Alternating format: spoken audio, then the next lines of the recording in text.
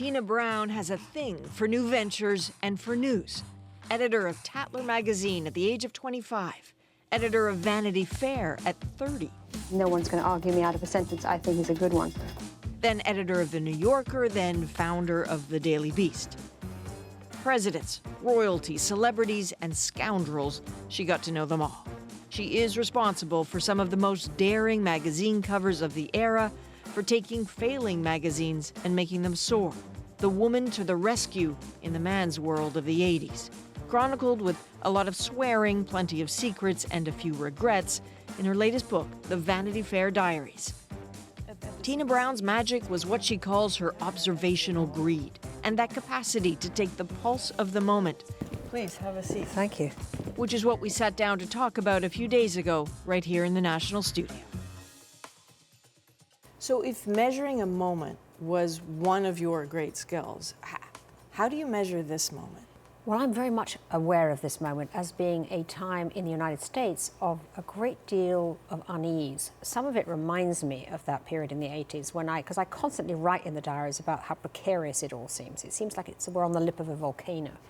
And I feel that constantly now, that all the way through this last year with Trump, that some horrendous shoe is going to drop because people are so tense and anxious. And it's partly to do, I think, with digital disruption. You know, our world has changed immeasurably and with enormous speed. So there's a sense of the pace of the digital has outstripped humanity, in a sense, which leaves people with a lot of sense of unease about what's happening that they haven't caught. So there's a constant sense of a missed train. That's really the feeling I get, and I think it makes people uncomfortable. Speaking of trains, what do you make of this Me Too train? Well, that's, I think, a watershed thing that has happened. And I mean, not since the 60s have we seen such a volcano of women saying enough is enough, and I will not continue as we have been. It started with the Women's March, which after all was the biggest single-day protest in American history. Do you draw a line between the Women's March and the Me Too movement? No, I think it's a natural arc. You know, I think that march in 2017 was a stunned sort of pushback, in a sense, to what had just happened in the election, and a sense of outrage and a sense of regret and grief that women hadn't somehow woken up in time to stop a macro-aggression descending on them in the face of the Trump presidency. Towards the end of the year, you know, it's gone on, the boiling, the kind of fury about that, and it's led to this kind of outrage, as it were, after the sexual harassment, horrendous charges of Harvey Weinstein. And it really just led women to think, this is just cannot stand. I mean, and we know that it's not just this guy. This guy is a horrendous, egregious pig. But there are so many more guys who are getting off, and we're just not going to have it anymore. What determines if the Me Too movement endures? I mean, where's the risk for this movement? I think that all revolutions come with risk. And I think we are seeing a revolution. And revolutions get bloody.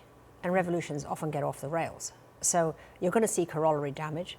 You're going to see some decent men who are falsely accused. You're going to see some unfair reprisals. But I think that the larger picture is going to be a healthy one. You referred to Harvey Weinstein as a pig. And that's not just you looking at him from afar. This is a man you knew quite well. Yes, I know. I worked with him for 2 years when I left The New Yorker, which is to edit Talk magazine. And yeah, he was a volcanic and abusive and profane individual who, you know, I was most happy to not be working with anymore. So although I didn't see the sexual predations, I, you know, did see an extremely bombastic and unattractive person at work, a big bully. But, you know, what he did, in a sense, has let loose this extraordinary cultural moment. So it's ironic that he, of all people, should have ended up causing a sort of referendum of masculinity. I mean, nobody would have thought that it would be he that would let loose that kind of soul-searching on the part of, you know, very decent men. I mean, let's face it, there are tons of men who are just as appalled by this as women. And many of them asking themselves, how can we make sure that can never happen to a woman again? And perhaps you thought you were talking to one of those decent men about a month or so ago when you sat down with Charlie Rose to talk about Harvey Weinstein. What does it change? I think what we're seeing, frankly, is that women have just decided and pushed back definitively that they will not have to deal with this kind of toxic testosterone anymore. When you look at that interview in hindsight now, I wonder what that feels like. Well, it's pretty stunning. It's pretty stunning. And, you know, it's distressing when a friend, as he is, suddenly finds, you suddenly find this whole other side of him that you didn't know about. But at the same time, you know, these penalties have to happen, because without the big penalties, it's going to go on.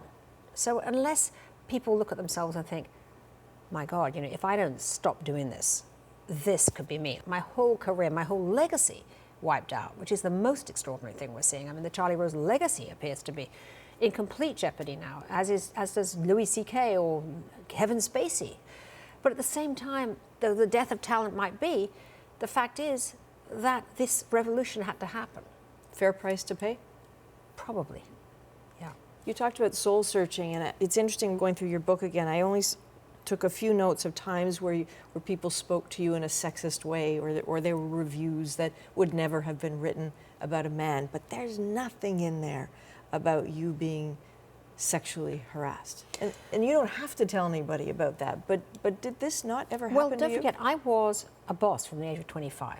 So I was always had a certain amount of control over my own life. And I certainly think that sexual harassment is only really completely bona fide in a sense when there's a power change between you. You know, when you are a person who does not have as much power as your harasser. That wasn't the case with me, because from a very young age, I was sort of the boss, so I couldn't be harassed in that sense. Do you wonder, though, if women weren't coming to you with problems about sexual harassment? I mean, do you think back now? Well, I think about it now, and actually I don't think so in our company, because it was a very, very female company. I mean, certainly in Vanity Fair, it was mostly female, and a lot of gay guys, actually. The New Yorker was a much more male environment. I never heard that from any of the women in the company, but I did promote a lot of women. And I think that one of the answers to that is a lot of women in management. I mean, at the New Yorker, most of the new hires I put into management were women. So I changed the balance in the New Yorker. When I came in, it was a very, very male shop. And in fact, when my first meeting at the New Yorker, I looked around the table and it was all men. I have to ask you about Donald Trump. I just, so sorry I about have that. to. He's in the diaries all the time. He is. You saw this coming. It seems to me from reading that you saw the hold he had, or the fascination Americans had with him. How do you explain that? Well, it's interesting. The first time I meet him in the Vanity Fair diaries is at an event shortly after I had extracted in the magazine as a serial extract, The Art of the Deal. And I bought the book because I liked it a lot. I read it over a weekend and I thought, this guy it's total BS, this book, but it's authentic. BS, if you like. Mm-hmm. It's a real voice. Like it or not, it's a real voice. And I always look for a voice when I'm in editing. Shortly after that, I met him, and it was at a dinner party. Our dinner partners weren't talking to each other, so we were talking across each other, and he was going, oh, I went to the opera last night, 3 hours, no intermission. I said to Ivana, never again, and it was like that. The whole thing was just completely blah out of his mouth, anything that happened. I thought it was great. I thought he was funny. Later on, he gets much less funny, and I start to realize that he's a kind of toxic individual, is the truth. We publish a piece that he really hates, in which the author says Marie Brenner wrote that she had noticed that on his desk he had Hitler's speeches. And he goes ballistic, and in fact, at a benefit then, 6 months later, he passes behind Marie Brenner at the dinner party and he empties white wine down the back of her dress. And that, in a sense, was a little flash, if you like, of the Trump we know today.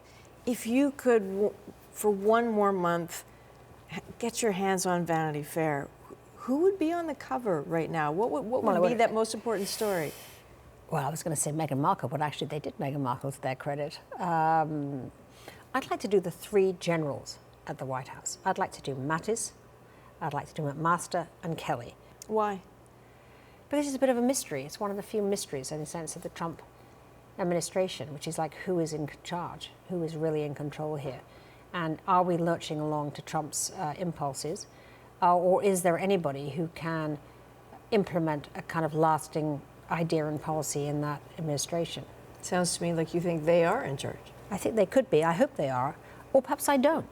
I've had some really second thoughts about General Kelly recently. I think that maybe he's very Trumpian himself. That's the interesting question about the story. Who are they? Thank you very much. Really appreciate your time. Thank you. Thank you.